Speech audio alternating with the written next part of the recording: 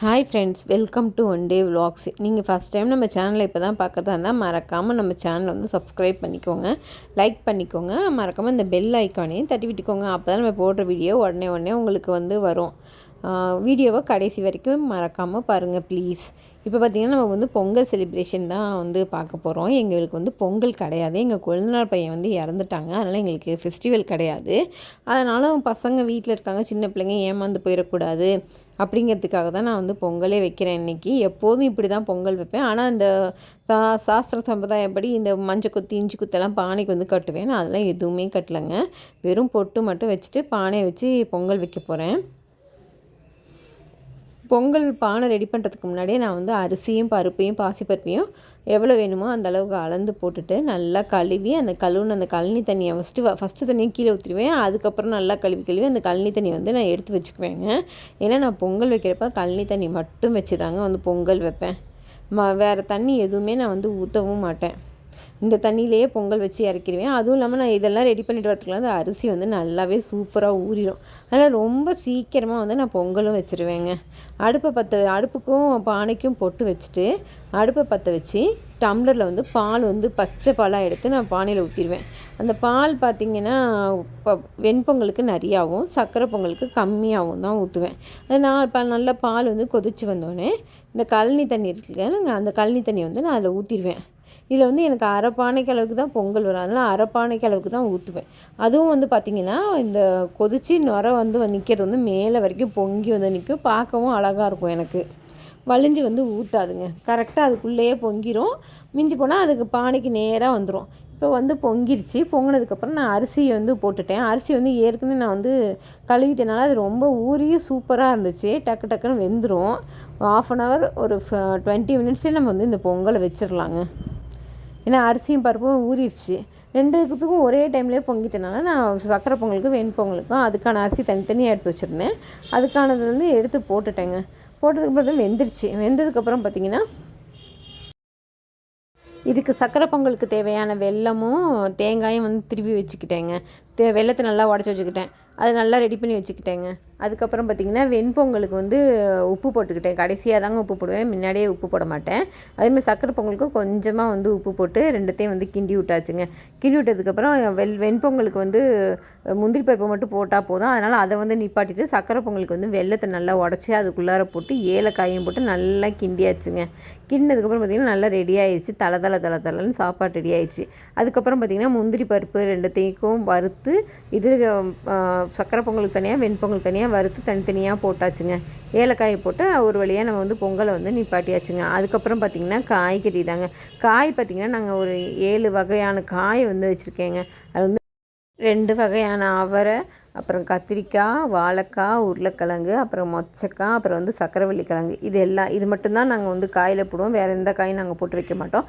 கடலை வந்து சில டைமில் போடுவோம். கடலை போட்டால் இன்னும் சூப்பராக இருக்கும். ஆனால் நான் வந்து இந்த டைம் வந்து கடலை வந்து ஊற வைக்கல, அதனால் அதை வந்து போடலைங்க. மொச்சக்காய் இது எல்லாத்தையும் போட்டு நல்லா வேக வச்சுட்டு அதுக்கப்புறம் பார்த்திங்கன்னா இதில் கொஞ்சமாக மஞ்சத்தூள் உப்பையும் போட்டுட்டு அதையும் நல்லா வேகட்டுங்க. வேகத்துக்குள்ளே பார்த்திங்கன்னா நம்ம வந்து தேங்காய் அரைச்சிக்கலாம். அதுக்கு பார்த்திங்கன்னா தேங்காயில் வந்து சோம்பு ஜீரகம் இது மட்டும் போட்டு அரைச்சிக்குவேங்க. இதில் வந்து நான் எப்போதுமே தேங்காய் அரைக்கிறப்போ மிளகாத்தூளும் சேர்த்து போட்டு அரைச்சிக்குவேன். அதனால் அதில் வந்து காயில் மிளகாத்தூள் போடாமல் தேங்காயில் வந்து மிளகாத்தூளை போட்டு நல்லா மையாக அரைச்சி வச்சுக்கணுங்க. காய் நல்லா வெந்ததுக்கப்புறம் பார்த்திங்கன்னா வெங்காயம் தக்காளி, அந்த காய் கொஞ்சம் வெங்காயம் தக்காளி, அதுக்கப்புறம் பார்த்திங்கன்னா அந்த தேங்காய் எல்லாத்தையும் ஒன்றா போட்டு கிண்டி விட்டுறணுங்க நல்லா கொதிக்கிற அளவுக்கு. அது நல்லா கொதிச்சதுக்கப்புறம் அந்த காயையும் தாளிச்சிட வேண்டியதாங்க. நாங்கள் இந்த வருஷம் ஃபுல்லாகவே நாங்கள் வந்து வாசலில் கோலம் போடக்கூடாது, அதனால் நாங்கள் எந்த கோலமும் போடவே இல்லை. ஆனால் எய்த்த வீட்டில் பக்கத்து வீட்டிலலாம் கோலம் போட்டுருந்தாங்க. அதை போய் என் பொண்ணு போய் ஃபோட்டோ எடுத்துகிட்டு வந்து பாருமா எல்லார் வீட்லேயும் அழகழகாக போட்டிருக்காங்க, நம்ம எப்போமா கோலம் போடுவோம் அப்படின்னு கேட்டால் போடலாம் இருமா அப்படின்னு சொன்னேன். அதுக்கப்புறம் அவள் கொஞ்சம் வருத்தப்பட்டா, நான் வேணால் வெளியில் போடவாம்மா நம்ம வீட்டுக்கு வாசலில் அப்படின்னா, வாசலில் போடக்கூடாதுமா, நான் பின்னாடி போடவாம்மாண்ணா. நீ எங்கேயும் போட வேணாம் பாப்பா, இன்னும் கொஞ்ச நாள் தான், சித்தப்பாக்கு சாமி கும்பிட்டுருவோம், அதுக்கப்புறம் நீ வந்து யாருக்கு வேணாலும் நீ எப்போ வேணாலும் கோலம் போட்டுக்கோ வாசலில் அப்படின்னு சொன்னேன். அவள் கொஞ்சம் ஃபீல் பண்ணா, கோலமே போடுறது இல்லை, எந்த ஒரு ஃபங்க்ஷன்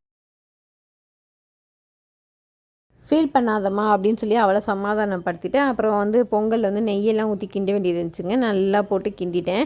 நான் கிண்டிட்டு இருக்கப்பே சொன்னேன் என் பொண்ணுக்கிட்டே, நீ போயிட்டு நல்லா தலையெல்லாம் சீவிட்டு குளிச்சுட்டு வந்துட்டு தலையெல்லாம் நல்லா சீவிட்டு இது பூ போடுமா சாமி படத்துக்கு அப்படின்னு சொன்னேன். அதே மாதிரி அவளும் போயிட்டு குளிச்சுட்டு வந்துட்டான். அதுக்குள்ளே என் பையனும் போயிட்டு குளிச்சுட்டு வந்துட்டான்.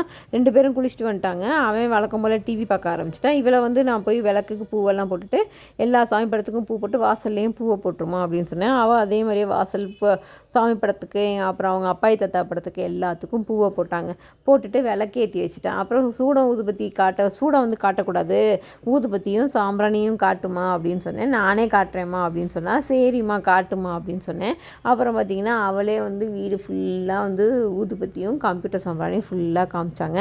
வாமா பொங்கல் எடுத்து வந்து சாமிக்கிட்ட வைமா அப்படின்னா, பொங்கலை வந்து இலையில போட்டு வச்சு சாமி கும்பிடக்கூடாதுமா, அதனால் வேணால் சும்மா குண்டானோட வைக்கிறேன், நீ ஊதுபத்தியை மட்டும் காட்டு போதும் அப்படின்னு சொன்னேன்.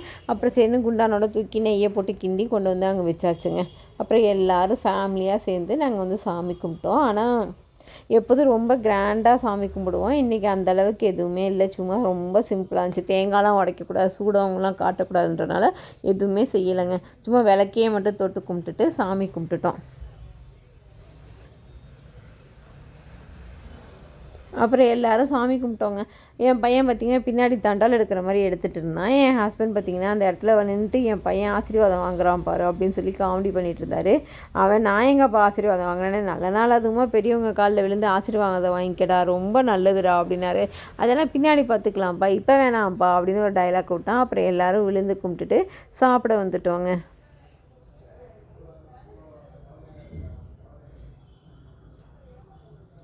அப்புறம் குடும்பமாக சேர்ந்து உட்காந்து சாப்பிடலான்னு சொல்லிட்டு நாங்கள் எல்லோரும் ஒன்றா உட்காந்துருந்தோம். இலை வந்து வாங்கிட்டு வந்திருந்தாங்க என் ஹஸ்பண்ட். அதனால் எல்லாேருக்கும் ஆளுக்கு ஒரு இலையை போட்டு சக்கரை பொங்கல், வெண்பொங்கல், காய் எல்லாத்தையும் வச்சு சாப்பிட்டோம். எங்களுக்கு இந்த சக்கரை பொங்கலுக்கு வெண்பொங்கலுக்கு இந்த காய் வந்து நாங்கள் வருஷத்தில் ஒரு வாட்டி தான் செய்வோம். அதனால் ரொம்ப பிடிக்கும். இன்றைக்கி ஃபுல் டே நாங்கள் இதை வச்சு சாப்பிடுவோம். எங்களுக்கு அவ்வளோ டேஸ்ட்டாகவும் இருக்கும், நல்லா காரம் சாரமாக செம்மையாக இருக்கும் இந்த பொங்கலுக்கு வந்து அந்த காய். நீங்களும் ஒரு வாட்டி செஞ்சு பாருங்கள். அப்புறம் எல்லோரும் நல்லா மனசு திருப்தியாக ஒன்றா உட்காந்து ரொம்ப ஹாப்பியாக பேசிக்கிட்டே ஜாலியாக வந்து சாப்பிட்டு முடிச்சிட்டோங்க. சாப்பிட்டு முடிச்சு கொஞ்ச நேரத்துலேயே அப்பா நான் ஊருக்கு போகவான்னு கேட்டான் அவங்க அப்பா கிட்ட. நான் சொன்னேன் போகக்கூடாதுமா அப்படின்னு சொன்னேன். அவங்க அப்பா நான் உன்னை கொண்டு போய் விடுறேம்மா அப்படின்னு சொன்னாங்க. ஏங்க நல்ல நாள் அதுமா, நம்ம பொண்ணு நம்ம கூட நம்ம வீட்டில் இருக்கணும், அதுதாங்க சந்தோஷம்னே. இல்லை எப்போ பார்த்தாலும் அண்ணனும் தங்கச்சி சண்டை தானே போட போகுதுங்க, அங்கே போனால் கூட நிறைய பசங்க இருக்காங்க, ஜாலியாக விளையாடும் அப்படின்னு சொன்னார். அங்கே எங்கள் அண்ணன் பசங்க 2 அண்ணன் இருக்காங்க, 2 அண்ணனுக்கும் நிறைய பசங்க இருக்காங்க, அதனால் அவங்க கூட ஜாலியாக விளையாடும். வெளியில் விளையாடுற அளவுக்கு நிறைய இடமும் இருக்கும் அங்கே எங்கள் வீட்டில். இங்கே அப்படி கிடையாது, வீட்டுக்குள்ளாரே தான் இருக்கணும், அதனால் கொண்டு போய் விட்டுட்டு வரலாம், அது ஹாப்பியாக இருக்கும் அப்படின்னு சொன்னார். ஆனால் என் பொண்ணு தான் ரொம்ப ஹாப்பி ஆகிட்டா. உடனே எனக்கு ரொம்ப வருத்தமாக இருந்துச்சு. இந்த மாதிரி நல்ல நாள் அதுமா, வீட்டை விட்டுல நீ எங்கேயும் போகக்கூடாது, வீட்டுக்குள்ளே தான் இருக்கணும்னு நான் சொன்னேன். ஓ சரி நீ என்கிட்ட மண்டையாடிட்டு அவங்க அப்பா கிட்ட வாப்பா போகலாம் அப்படின்னு சொல்லிவிட்டா பொசுக்குன்னு. எனக்கே மனசு சங்கடம் போயிடுச்சுங்க. சரி பரவாயில்ல, அந்த பிள்ளை சந்தோஷமாக இருந்தால் போதும்னு சொல்லிட்டு பாப்பாவையும் அனுப்பி வைக்கிறதுக்காக ரெடி பண்ணிட்டு இருந்தாங்க. அது ரொம்ப குஷியாகிடுச்சு. உடனே ஜாலியாக ஒரு ஆட்டம் பிடிச்சி நான் ஆனால் சொல்லிட்டேன், இன்னொரு வாட்டி நீ பொங்கலை சாப்பிட்டுட்டு தான் வீட்டுக்கு போகணும், ஊருக்கு போகணும் அப்படின்னு சொல்லிட்டேன். அதுக்கப்புறம் சரின்னு சொல்லிவிட்டு மறுபடியும் மதியானத்துக்கு ஒரு வாட்டி நல்லா சாப்பாடை சாப்பிட்டுட்டு கரும்பு சாப்பிட்டுட்டு நல்லா ஒரு டான்ஸ் எல்லாம் போட்டுட்டு ஹாப்பி மூடில் வந்து கிளம்பி போயிட்டாங்க. போகிறப்ப பார்த்திங்கன்னா காய் நிறையா இருக்குன்னு சொல்லிட்டு எங்கள் அம்மாவுக்கு எங்கள் அன்னிக்கெல்லாம் வந்து எங்கள் ஹஸ்பண்ட் வந்து பேக் பண்ணி அந்த காயையும் எடுத்துகிட்டு போயிட்டாங்க. அங்கே போய் செம்ம ஆட்டமான ஆட்டம், நல்லா ஒரு மணி நேரம் இருந்துருப்பாங்கங்க. என் பையனும் கூட போயிட்டான்.